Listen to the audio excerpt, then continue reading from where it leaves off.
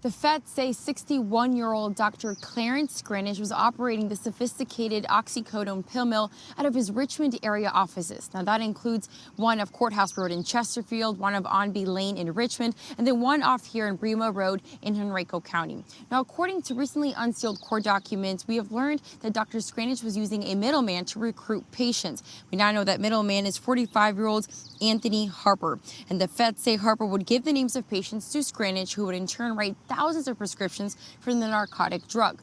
Documents show that Harper then paid the doctor and then would sell those drugs to drug dealers and users on the street.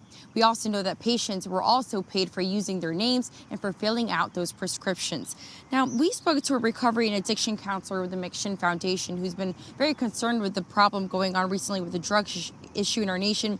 He says although prescription monitoring programs have helped curb the problem, these pill mills are lucrative and dangerous operations that he says are really hurting the opioid and heroin epidemic across the nation. Take a listen.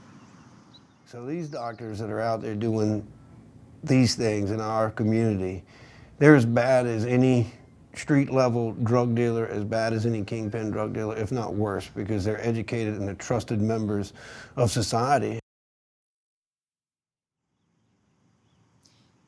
And the Virginia Board of Medicine suspended Scranage's medical license back in 2006 after he was sentenced to 18 months in prison for obstruction of justice. Then 2 years right after that, he got his license reinstated. And then in 2013, that same board reprimanded the doctor for something else.